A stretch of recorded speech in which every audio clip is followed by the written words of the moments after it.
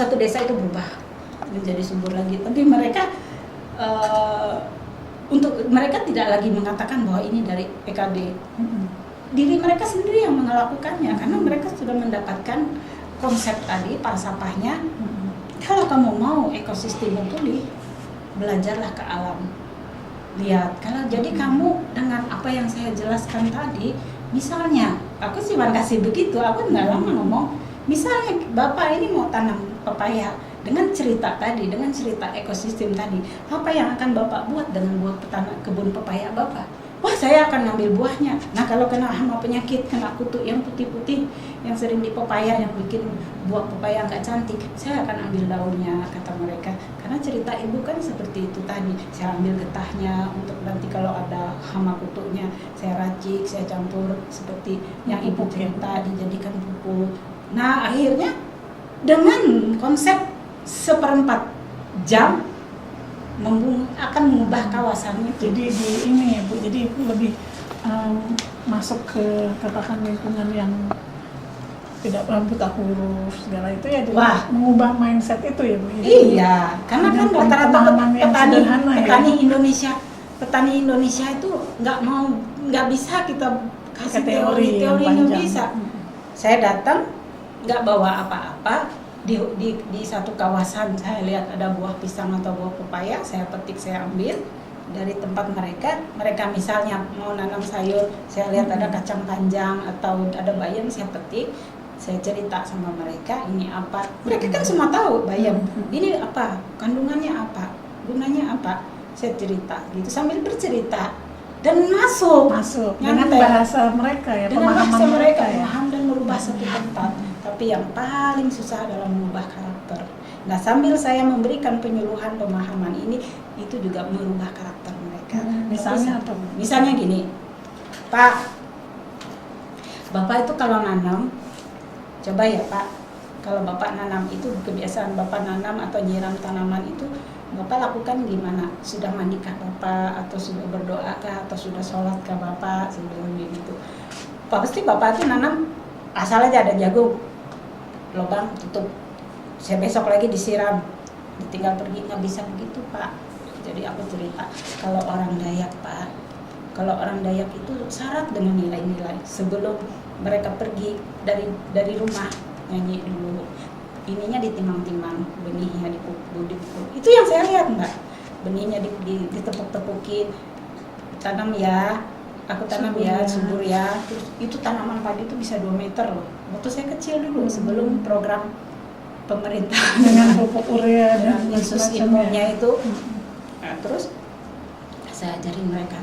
Nah, ternyata tiba-tiba ada satu orang bapak nyelutuk di belakang. Dia nggak bisa bahasa Indonesia, tapi saya diterjemahin kan. Benar Bu, katanya kayak gitu. Jadi terjemahnya sampai seperti ekspresi bapak itu. Benar loh Bu, katanya. Kemarin saya gagal karena saya tanam jagung.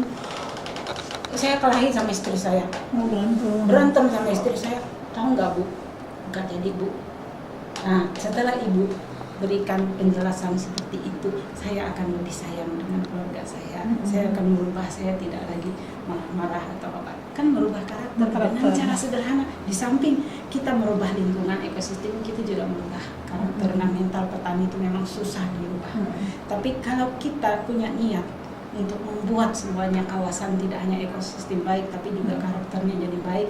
Dan satu hal, orang nggak akan bisa, nggak mau. Saya bilang ya, satu hari saya ditanya, pertanyaan ini sering sekali diberikan ke saya.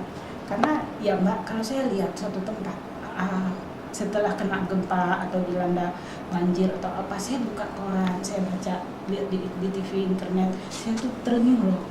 Tuhan, kapan aku dikirim ke sana? Nggak ada orang yang utus saya, tuh nggak ada. Cuman saya punya niat aja, satu hari saya akan bantu di kawasan ini. Dulu kan di sebelah Padang tuh apa namanya? Pulau itu yang kena gempa tsunami. Nias juga. Mere juga pernah. Bukan, yang di pulau apa itu? Yang di sebelah Padang, yang di Sumatera Barat juga. Bukan di Bukit Tingginya, Mbak? Bukan, Bukit Tinggi emang kita udah masuk. Bukan, di sebelah pulau. Kemarin ya? Nias pertama kan? Kemarin. Melak, bukan. Aduh, itu bagus sekali ternyata daerahnya. Nah ternyata saya bisa sampai ke sana, perbatasan Aceh juga saya masuk. Yang sekarang ini saya sedang gencar giatnya nih di Merapi. Menurut para ahli, salak itu sudah nggak bisa dia 3 tahun baru bisa pulih karena terkena paparan radiasi dari Merapi. Tapi terus mereka tawarkan solusi dengan dikepras, terus dengan dibuang sama sekali, diganti. Petani salak udah terbiasa nanam salak, disuruh nanam padi, dinanam jagung nggak bisa. Akhirnya apa?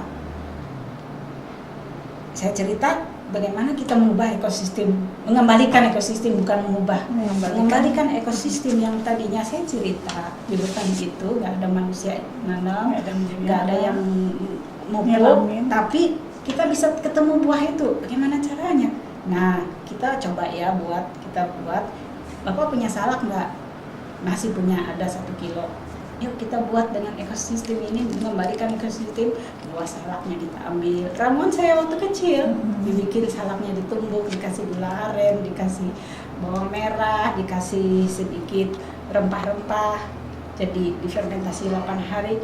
8 hari kemudian setelah di treatment selama 8 hari langsung ditelepon. Itu yang tanamannya sudah condong tegak lagi. Batang duri-durinya yang coklat itu pelan-pelan lembut dan hijau. Hari ini mereka panen raya. Dalam waktu yang tidak lama ekosistemnya jadi pulih kembali. Nah itu konsep itulah yang saya bawa keliling Indonesia. Banyak sih tawaran di luar negeri. Ini aja dalam bulan ini ada banyak beberapa negara dari India, Pakistan, Afrika, Inggris, Belanda. Mereka pada datang semua, sampai FAO juga datang loh ke Magelang. Jadi kita mau panen padi nanti. Itu prediksinya rencananya sih bulan Juni, tanggalnya belum tahu karena menyesuaikan dengan jadwal Pak Menko Esra juga. Beliau ya tadi yang ditanam ibu sikit kemarin. Tapi itu Bu, kalau itu Ibu apa pertemuan itu di-share kepada petani-petani? Iya. Jadi dibagikan, jadi maksudnya kan anak-anak orang pelit ya, Bu, pelit ilmu. Saya gitu. bagi aja. Terus ya artinya biar saya aja yang pintar, sementara orang lain udah ikut nih hasil bahannya. Ya, gitu. nah gitu. Tapi kalau prinsip Ibu bagaimana? Nah itu saya belum selesai menjawabnya. Oh, iya. Nah 1 hari karena saya bisa 4 kali dalam 1 bulan datang ke suatu tempat, ke Magelang ini terutama yang istimewa. Kenapa? Karena satu Tantangannya. Karena mereka tuh sudah nggak bisa ngapa-ngapain, saya lihat. Jadi 1 hari saya tuh merasa bersalah dan merasa berdosa. 1 hari saya datang, kan saya ajarin tadi bikin sudah mulai hijau, mulai lembut. Nah mereka lapor, Bu saya kehabisan pupuk lagi. Lalu saya bilang bikin dong sendiri. Tapi ada laporan lagi mereka belum buat. Jadi saya ini kenapa kalian belum buat? Padahal kan sudah tahu caranya. Paling habis modal nggak sampai 50.000, aku bilang bisa dapat 100 liter, modal 50 doang bisa dapat 100 liter. Tapi saya karena saya peduli tadi, saya terbang loh dari Palangkaraya ke Magelang, ke Magelang ini, ke desa Serumbung.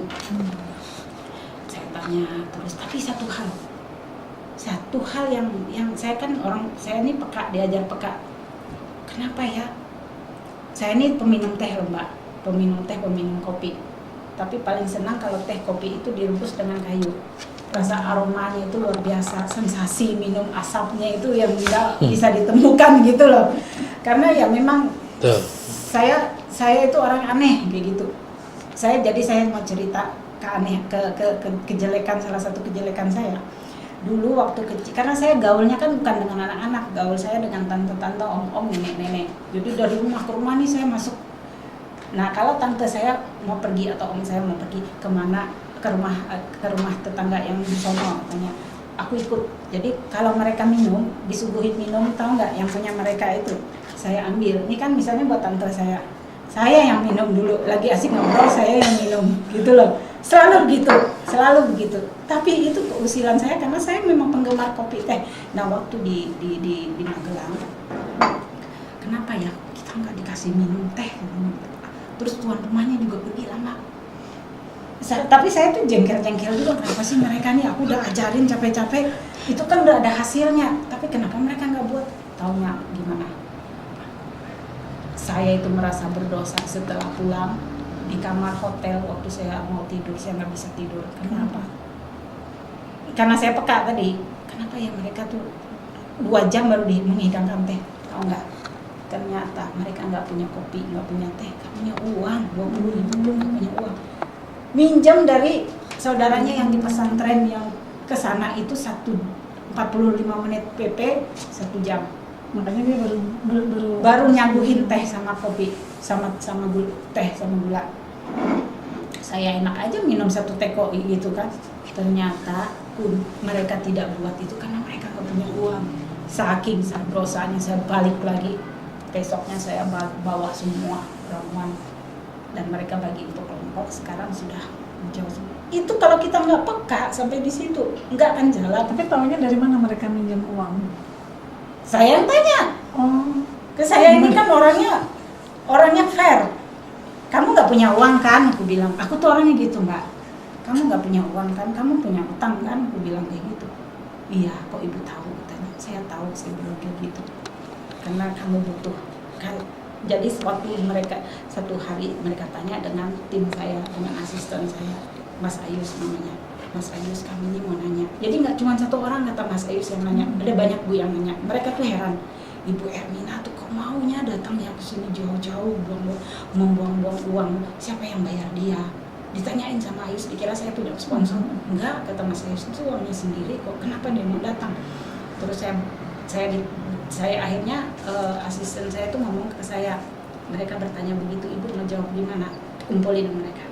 Saya datang ke sini karena saya peduli, karena saya tidak tahan melihat perut-perut yang lapar. Karena tanah itu berteriak ke saya. Dari Kalimantan saya dengar jeritan tanah itu, sentuhan itu. Saya peduli karena saya mencintai kalian. Oleh sebab itu sambutlah, responlah. Apa gunanya Anda hidup sekarang? Karena Anda dibutuhkan untuk membenahi ekosistem di sini. Itu petani nangis semuanya. Sampai mereka nangis. Setelah saya sudah melihat mereka itu sudah terbawa dengan emosi, saya buat kesepakatan ya, deklarasi bahwa apa yang kalian buat ini, kalian nggak perlu balas ke saya, kalian nggak perlu bayar saya, tapi ketika ada petani lain yang punya masalah kesusahan yang sama, ayo bantu ya. Itu sudah mewakili saya. Tapi satu hal, jangan sia-siakan apa yang sudah didapatkan dari saya. Jangan dijual atau dikomersilkan, tapi boleh dibikin. Kalau petani lain nggak punya waktu atau nggak punya uang, kalian boleh kasih dan ganti uang bahan dari kalian. Dan mereka patuh. Mereka patuh. Itu yang nilai hakiki sesungguhnya. Jadi karena saya peduli dan karena saya mencintai kalian. Jadi mungkin kalau melihat dari perjalanan cerita, ini lebih banyak sukanya ketimbang dukanya. Dukanya hampir nggak ada. Dukanya ya kalau saya nggak disuguhin teh atau kopi. Dukanya suka menolong. Dukanya kalau saya sudah kelapar nggak disuguhin teh atau kopi, tapi sukanya itu luar biasa loh. Kalau sudah masuk desa, dari jauh saya dengar bau kopi yang dibakar apinya pakai kayu, itu sudah tidak 3 hari 3 malam ketemu nasi asal mencium bau itu saya sudah kenyang. Karena ya memang saya pikir ya, saya tuh ternyata bandel ya waktu kecil. Kenapa? Ya karena dulu saya nggak ditemani sama teman-teman saya. Tapi lucunya kalau saya ngajak mereka, saya tuh memang di luar akal sebenarnya. Kalau saya ngajak mereka, yuk kita jalan ke pasar, padahal badan saya paling kecil karena saya penyakitan. Yuk kita jalan ke sana, yuk kita ke lapangan, yuk. Padahal tempatnya jauh, yuk kita mancing, yuk kita nyari ikan, yuk. Dan mereka mau. Jadi kepemimpinannya itu sudah ada dari kecil, dan saya baru nyadar sekarang.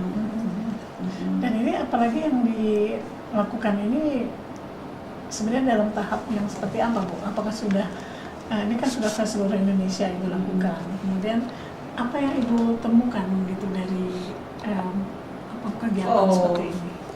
Satu hal, saya punya visi. Kalau mau bicara banyak, kalau kita nggak punya visi ya kita nggak punya tujuan kan. Nah, visi saya mengembalikan kejayaan agraris bangsa. Kenapa saya berkata begitu? Bangsa kita ini potensinya luar biasa. Kayak saya berjalan dari ujung Sulawesi, Sumatera sampai ke ke NTT karena ke Papua saya batal terus karena 2 kali gempa di Nabire nggak jadi, terus sudah punya tiket mau jalan batal, sudah sampai Surabaya batal.